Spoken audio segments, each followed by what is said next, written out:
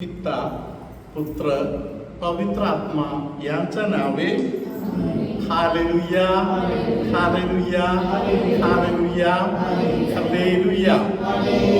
माझ्या प्रिय बंधूनो भगिनीनो लहान लेकरांनो आणि प्रिय फादरांनो आणि सिस्टरांनो, മറിയേനി ചന്ദ്ര വാർത്ത ആയി എന്താണ് നല്ല ഭാഗം അല്ലെങ്കിൽ എന്താണ് നല്ലത് തിരഞ്ഞെടുത്തത്? चांगलं वाटतं म्हणजे काय किंवा तुम्ही काय निवडले एवढं चांगलं. നമ്മൾ പഴയ നിയമത്തിലും പുതിയ നിയമത്തിലൊക്കെ നല്ല ഭാഗം തിരഞ്ഞെടുത്ത ഒട്ടനവധി ആളുകളുടെ ജീവിതം നാം കണ്ടിട്ടുണ്ട്. जुन्या करारामध्ये आणि नवा करारामध्ये आपण चांगलं वाटतं निवडलेले अनेक लोकांना पाहू शकतो. ഇനി ഈ ബൈബിളിൽ നിന്ന് പുറമെ നമ്മുടെ സ്വാഭാവിക ജീവിതത്തിൽ കുറെ ആളുകളെ, അതായത് നല്ല ജീവിതം തിരഞ്ഞെടുത്തവരെ, നല്ല ഭാഗം തിരഞ്ഞെടുത്ത ഒത്തിരി സാക്ഷ്യങ്ങളും കഥകളും നാം കേട്ടിട്ടുണ്ട്, കണ്ടിട്ടുണ്ട്. बायबलच्या बाहेर सुद्धा नैसर्गिक जीवनामध्ये असा अनेक लोक आपण पाहतो त्यांनी चांगला गोष्ट निवडलेला आहे आणि त्याप्रमाणे जीवन जगलेलं आहे. അപ്പോഴും ചിലത് ചോദിക്കാം, എന്താണ് ഈ നല്ല ഭാഗം? म्हणजे थोडक्यात विचारलं तर चांगली गोष्ट म्हणजे चांगलं काम म्हणजे काय? അത് ഇത്രമാത്രമേ ഉള്ളൂ. ദൈവത്തോട് കൂടെ ഇരുന്ന് അവന്റെ ഹിതം മനസ്സിലാക്കുക, അവന്റെ സ്വരം കേൾക്കുക. अगदी उत्कृष्ट गोष्ट म्हणजे दुसरं काही नाही, प्रभूच्या सोबत राहणे आणि त्याची इच्छा ओळखून घेणे. ഇനി പഴയ നിയമത്തിലേക്ക് ഒന്ന് കണ്ടുപിടിക്കുമ്പോൾ ആബേല് കായലിന്റെ കഥ നാം കേട്ടിട്ടുണ്ട്. ആബേല് നല്ല ഭാഗം തിരിഞ്ഞത്, അതുകൊണ്ട് എന്താ സംഭവിച്ചത്? ദൈവം ആബേലിൽ പ്രീതിപ്പെട്ടു, എന്നാൽ കായലിലും അവിടുന്ന് സമുദ്രനായി. जुन्या करारामध्ये आपण पाहतो की हाबेलनी चांगलं वाटतात जे आहे ते निवडले आणि कायमला ते आवडलं नाही, म्हणून तिथे जे व्हायला नको आहे ते घडत आहे. പുതിയ നിയമത്തിലേക്ക് നോക്കുമ്പോൾ സക്കേവൂസ്, പാപിനിയായ സ്ത്രീ, കുഷ്ഠരോഗി, അങ്ങനെ നീളുകയാണ് ആ പട്ടിക. അവിടെയൊക്കെ നമുക്ക് കാണാം നല്ല ഭാഗം തിരഞ്ഞെടുക്കാൻ അവർ തന്നെ പ്രാപ്തരാക്കി. नवा करारामध्ये पण आपण पाहतो कुष्ठरोगी आणि इतर लोक ज्या ज्या वेळेत त्यांनी जे चांगलं वाटतं आहे ते निवडून घेतलं. നമുക്ക് സാധ്യമാണോ? आपल्या जीवनामध्ये शक्य आहे का? സുവിശേഷം പറയുന്നു, അവൾക്കും ഇവർക്കും അത് സാധിച്ചെങ്കിൽ നമുക്കും എന്തുകൊണ്ട് ആയിക്കൂടാ? आपण असे पाहू शकतो की ती आणि हा हे करू शकला असता तर मी का करू शकत नाही? പക്ഷെ അവിടെ ഒരു വെല്ലുവിളിയുണ്ട്. आपल्या समोर एक चुनौती आहे. നമ്മുടെ ജീവിതത്തിൽ നാം നല്ല ഭാഗം തിരഞ്ഞെടുക്കുമ്പോൾ കുറച്ചൊക്കെ വിട്ടുവീഴ്ചകൾക്ക് നാം തയ്യാറാകണം. चांगला वाटा निवडण्यासाठी आपल्याला काही गोष्टीविषयी थोडा तडजोड करावा लागणार. എന്തൊക്കെയാണ് ആ വിട്ടുവീഴ്ചകൾ? या तडजोड म्हणजे काय काय असेल? നമ്മുടെ സഹനത്തില്, സങ്കടങ്ങളില്, രോഗങ്ങളില്, അതോടൊപ്പം തന്നെ സന്തോഷത്തിന്റെ അവസ്ഥകളിലൊക്കെ ദൈവത്തിന്റെ സ്വരം ഇതിനിടയിൽ നിന്നും കേൾക്കാൻ സാധിച്ചാൽ നാം രക്ഷപ്രാപിക്കും. आपल्या जीवनामध्ये जे दुःख येत आहे, संकट येत आहे, दुःख सहन येत आहे, अशा परिस्थितीमध्ये अधूनमधून देवाचा काय विचार आहे हे ऐकण्यासाठी आपल्या कान देणे गरजेचं आहे.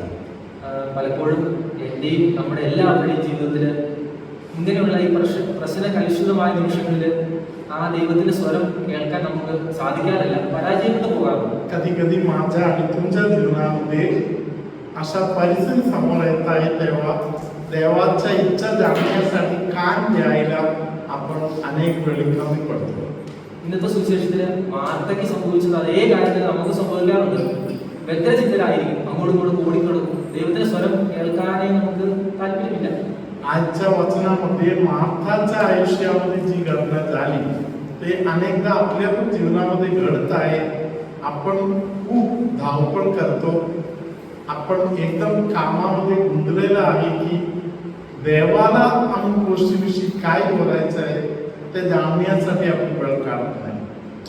നമ്മുടെ ജീവിതം നാം കെട്ടിപ്പടുക്കുമ്പോൾ, മക്കളെ നോക്കുമ്പോൾ, മാതാപിതാക്കന്മാരെ നോക്കുമ്പോൾ, പുതിയ ജോലി തിരഞ്ഞെടുക്കുമ്പോൾ, പുതിയ കൃഷി രീതികൾ നോക്കുമ്പോൾ, വിളവെടുക്കുമ്പോൾ, വിളവിറക്കുമ്പോഴൊക്കെ നമ്മൾ പലപ്പോഴും വ്യഗ്രചിത്തരാണ്.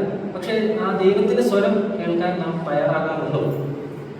आपल्या घरामध्ये आई वडिलांचा जेव्हा आपण सांभाळतो, मुलाला सांभाळतो, नवरा बायकोच्या जीवनामध्ये आपण शेतीवाडीमध्ये उतरताना काम निवडायचं वेळ येताय, अशा वेळी आपण देवाच्या वाणीकडे कान देतो का?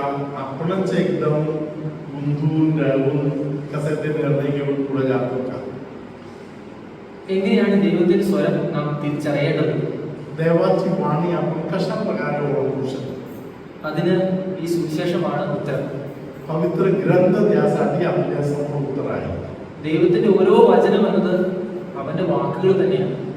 देवाचे वचनच त्याची इच्छा आहे. യോഹന്നാന്റെ പുസ്തകത്തിൽ നാം കാണുന്നത് ആദിയിൽ വചനം ഉണ്ടായിരുന്നു, വചനം ദൈവത്തോടു കൂടിയായിരുന്നു, വചനം ദൈവമായിരുന്നു. योहनाच्या पुस्तकामध्ये शुभवर्तमानामध्ये आपण पाहतो, आधी सुरुवातीला देवाचे वचन होते, वचन देवाबरोबर होते आणि वचनच देव होते.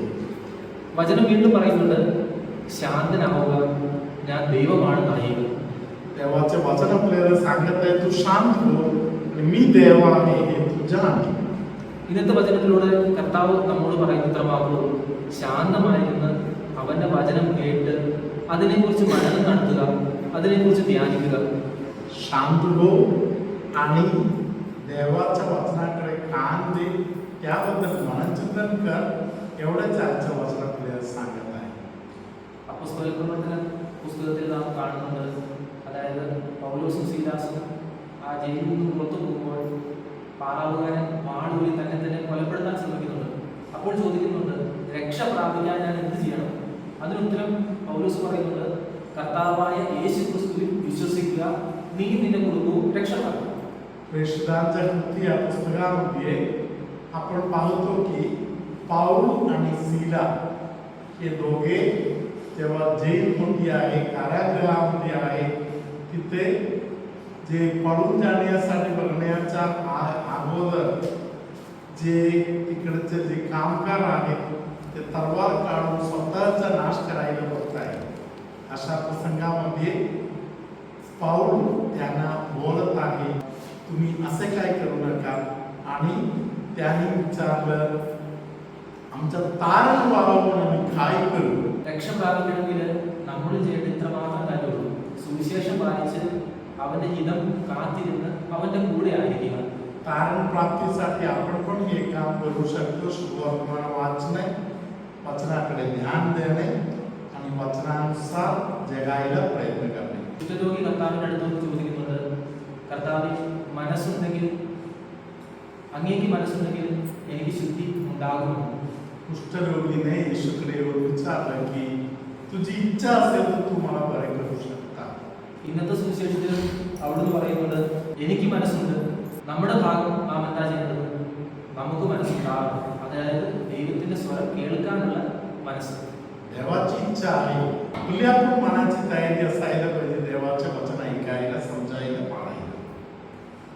ഇത് ഒക്ടോബർ മാസമാണ്. നാം മാതാവിനോട് കൂടുതൽ ഭക്തിയുടെ മാർഗം സ്വീകരിച്ചുകൊണ്ട് ജപമാലയൊക്കെ ചെല്ലാറുണ്ട്. या रोसरीच्या महिन्यामध्ये आपण रोसरी प्रार्थना करतो. മാതാവിന്റെ ജീവിതം ഏറ്റവും ബെസ്റ്റ് എക്സാമ്പിൾ എന്തിനുള്ളത്? ദൈവത്തിന്റെ സ്വരം കേട്ട് ബെസ്റ്റ് പാട്ട് തിരഞ്ഞെടുത്ത ഒരു വ്യക്തിയുടെ ജീവിതമാണ് മാതാവിൻ്റെത്. माता मरियाचे जीवन आपल्यासाठी बेस्ट नमुना आहे. माता मरियानी देवाची इच्छा जाणले आणि ते पाळायला प्रयत्न केले. മാതാവ് കൂടുതൽ കാര്യങ്ങളൊന്നും ഈശോയോട് ചോദിച്ചില്ല, കൂടുതൽ കാര്യങ്ങളൊന്നും പറഞ്ഞില്ല.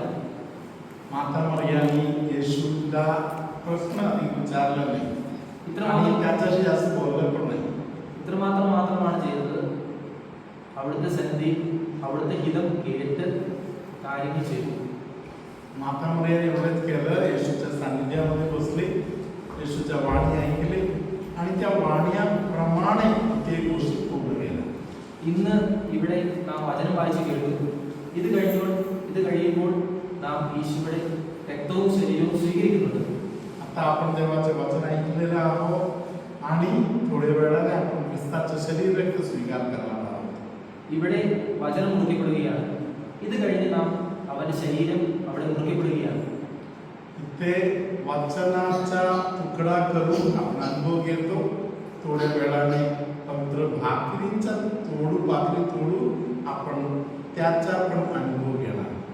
ഈ ദേവാലയത്തിൽ നിന്നും അവനെ സ്വീകരിച്ച ശേഷം നാം പുറത്തിറങ്ങുമ്പോൾ നമുക്കുണ്ടാവേണ്ട മനോഭാവം മറിയത്തിന്റെ മനോഭാവമാണ്.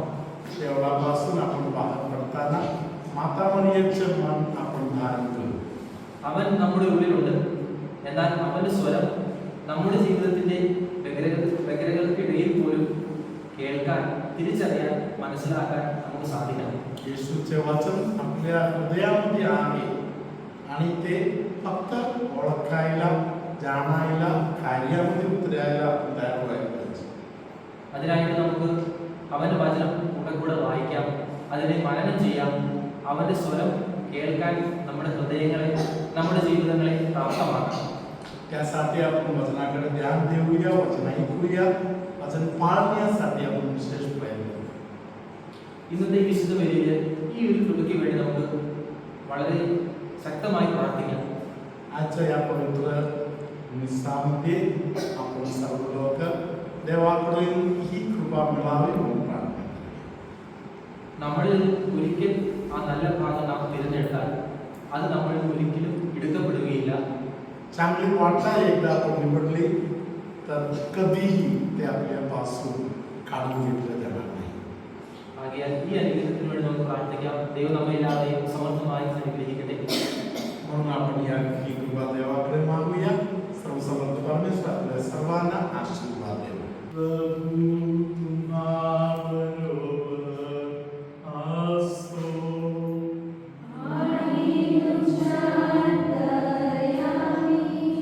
पाण्याच्या एका बाजूने असं दुखणे दूर करून देत आहे. कोणतरी एका व्यक्तीला छातीमध्ये कसं तरी वाटत होते, छातीचा त्रास दूर करून देत आहे. कोणतरी एक व्यक्ती स्वतःबद्दलच त्यांना गोंधळ झालेला आहे, खरोखर माझ्या काय स्थिती आहे. तोंडातून रक्त बाहेर पडत आहे, तसेच एक पाय वरून खालीपर्यंत दुखत आहे आणि दाताच्या बाजूने वगैरे सुईने टोचल्यासारखा वर दुखणे होत आहे असे, आणि जीभ सुंद झाल्यासारखा होत आहे. असा वेगवेगळ्या त्रासातून जाणाऱ्या अनेक लोकांना आपण प्रभूने स्पर्श केलेला आहे. काही लोकांच्या जुलाब लागल्यामुळे झालेले जे त्रास आहे त्याचा अशक्तपणा, दुर्बलता यातून प्रभू बरे करत आहे. कोणाचा तरी एका डोळ्याला येशू बरेपणाचा दान देत आहे. माता मरियमचा आणि येशूच्या हृदयाचा भक्ती करणाऱ्या काही लोकांना येशू विशेष संरक्षण देत आहे. सर्वशक्तिमान परमेश्वर, बाप आणि पुत्र आणि पवित्र आत्मा तुम्हा सर्वांना आशीर्वाद देवो. आमेन.